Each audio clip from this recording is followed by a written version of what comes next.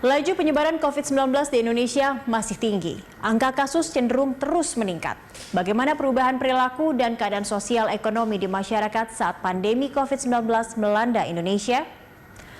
Survei sosial demografi COVID-19 yang digelar Badan Pusat Statistik menyebutkan masyarakat berpenghasilan rendah paling terdampak virus corona. Sebanyak 70,53% dari 87.379 responden dalam kelompok berpendapatan rendah, yaitu berpenghasilan kurang dari 1,8 juta rupiah, mengaku mengalami penurunan pendapatan. Ini adalah kelompok yang rata-rata bekerja di sektor informal. Sementara 46,77% responden berpenghasilan antara 1,8 juta sampai 3 juta rupiah juga mengaku bernasib sama. Adapun kelompok masyarakat dengan penghasilan antara 3 juta sampai 4,8 juta rupiah, sekitar 37,19%-nya mengaku pendapatannya turun selama pandemi. Bagaimana dengan kelompok masyarakat yang berpenghasilan lebih tinggi? Sebanyak 31,67% kelompok berpenghasilan 4,8 juta sampai 7,2 juta rupiah menyebutkan pendapatan mereka turun. Untuk kelompok berpenghasilan tinggi yaitu lebih dari 7 juta rupiah, ada 30% atau 3 dari 10 responden yang mengalami penurunan pendapatan. Berdasarkan sektor usaha, BPS menyebutkan pandemi COVID-19 memukul industri pariwisata di Indonesia.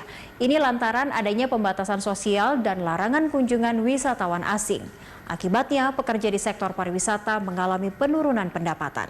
Di sektor ini terdapat 3 jenis lapangan usaha yang terdampak paling besar: penyedia akomodasi dan makan minum, kelompok usaha perdagangan besar dan eceran, reparasi mobil dan sepeda motor, serta jenis usaha transportasi dan pergudangan. Masih merujuk hasil survei sosial demografi dampak COVID-19 yang dirilis BPS awal Juni lalu, pola pengeluaran rumah tangga selama pandemi juga berubah. Pengeluaran didominasi oleh pembelian bahan makanan sebesar 51%. Kemudian pengeluaran untuk kesehatan sebesar 20%, pengeluaran untuk pulsa atau paket data sebesar 14%. Ada pula pengeluaran untuk makanan atau minuman jadi sebesar 8%, serta pengeluaran listrik sebesar 3%. COVID-19 tak hanya berdampak pada turunnya pendapatan, tapi juga perubahan pola konsumsi masyarakat. Apa yang berubah? Hasil survei BPS, kenaikan pengeluaran tertinggi terjadi pada produk kesehatan berupa obat, vitamin, maupun sanitasi. Sebanyak 73,28% responden menjawab pengeluaran untuk produk kesehatan meningkat. 25% menjawab sama saja dan 1,72% menjawab menurun. Adapun sebanyak 65,8% responden menjawab konsumsi bahan makanan meningkat selama pandemi. 30,2% menjawab sama saja dan ada 4% menjawab konsumsi bahan makanan menurun. Lalu untuk pembelian pulsa dan paket data, 56,6% responden menjawab pengeluarannya meningkat.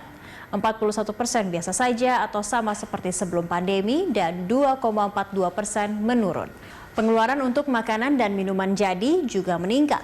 46,1% responden mengaku pengeluarannya naik untuk membeli makanan, minuman jadi, dan 41,1% mengaku sama saja. Penggunaan listrik cenderung sama pada masa sebelum dan selama pembatasan sosial berskala besar atau PSBB. Hanya 37,3% responden yang mengaku pengeluarannya naik, sedangkan 55,18% mengaku sama saja dan 7,49% menyebutnya menurun. Begitu juga untuk pengeluaran bahan bakar minyak. Hanya 7,3% responden yang menjawab pengeluarannya naik, 50,72% menjawab sama saja, dan 41,95% justru menyebutnya turun. Lalu untuk transportasi umum, wabah yang mengharuskan masyarakat berada di rumah menyebabkan 7,8% responden yang menjawab pengeluarannya naik. 49,71% sama saja dan 42,45% menurun. Survei BPS ini tidak mewakili kondisi seluruh masyarakat Indonesia lantaran diperoleh dengan metode daring, tapi setidaknya memberi gambaran pola pengeluaran warga selama pandemi. Survei sosial demografi dampak COVID-19 menggunakan metode non-probability sampling yang merupakan kombinasi dari convenience, voluntary, dan snowball sampling. Metode ini memungkinkan BPS mendapatkan respon partisipasi sebanyak-banyaknya dalam kurun waktu 1 minggu pelaksanaan survei. Sebanyak 49,7% responden adalah laki-laki dan 50,2% perempuan. Tingkat pendidikan responden didominasi lulusan pendidikan tinggi. Sebanyak 71% responden adalah sarjana atau setingkat di atasnya. Sampai di sini fakta data. Saya Cakri Milar pamit, tetap sehat dan patuhi protokol kesehatan. Terima kasih atas kebersamaan Anda. Sampai jumpa.